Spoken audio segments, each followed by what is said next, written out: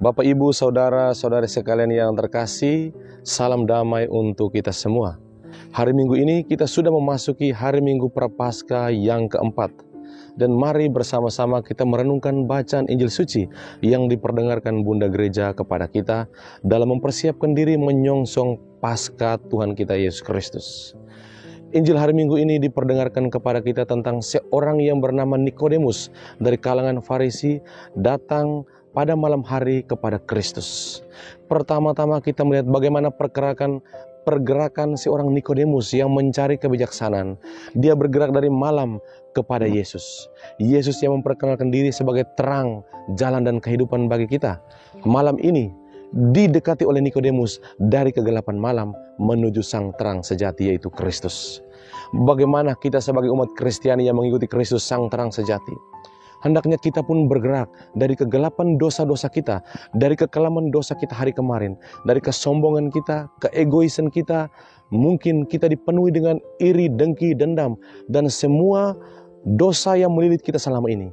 Mari kita bergerak dari kekelaman malam dosa kita kepada Kristus sang terang, supaya di sana kita mampu melihat seberapa jauh kita mengkhianati Dia, seberapa jauh kita mencintai Kristus, dan di depan Kristus kita akan diberikan inspirasi dan kebijaksanaan bagaimana mencintai dan bagaimana menjadi seorang pengikut Kristus yang baik dan benar seturut kehendak Kristus sendiri, bukan seturut perspektif kita masing-masing.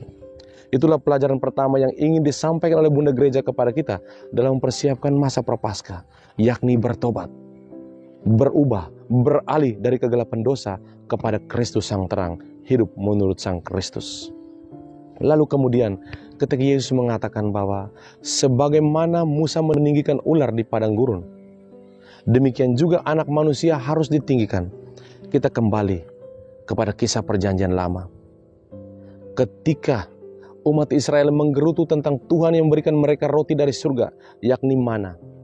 Mereka menggerutu, dan oleh karena itu, karena kedegilan iman mereka, Allah mengirimkan ular-ular tedung untuk mematikan mereka. Dan ketika mereka menyadari, ketika umat Israel menyadari kedosaan mereka, mereka pun datang bertobat kepada Tuhan melalui perantaran Musa. Mereka mengatakan, kami telah berdosa. Doakanlah kami kepada sang Tuhan agar kami selamat.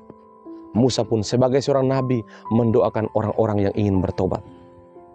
Kita pun sebagai nabi yang telah dibaptis, tugas kita adalah mendoakan orang-orang yang mungkin melukai kita.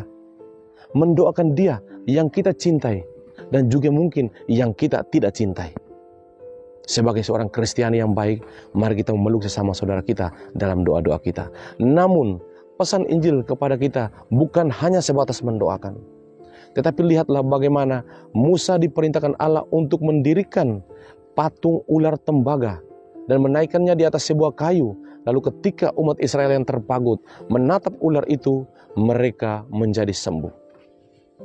Ular tembaga dilukiskan dalam bahasa Inggris sebagai serpent, tetapi dalam bahasa Ibrani itu digambarkan sebagai serafim, yang artinya dia yang bernyala-nyala. Dan inilah gambaran ular, dia yang menyala-nyala, menggambarkan kehadiran iblis dan kematian.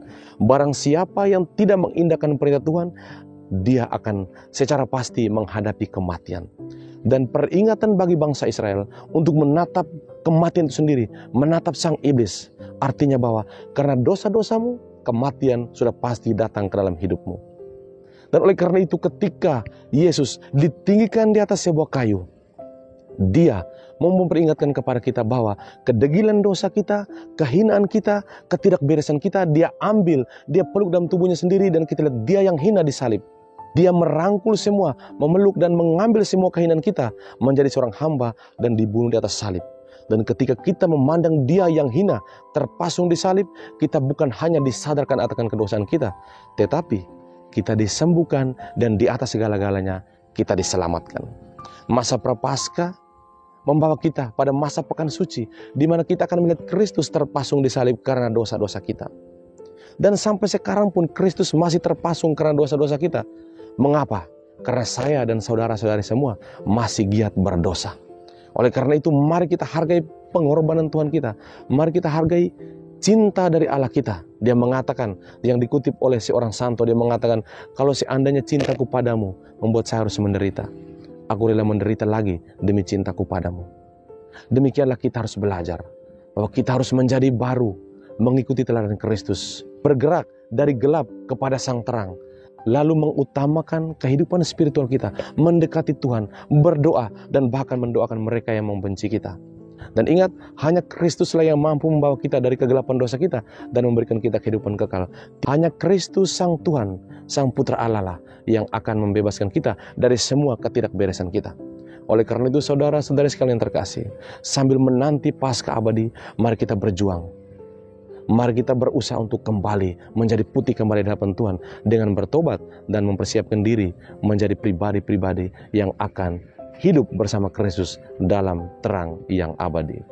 Semoga Tuhan memberkati kita semua.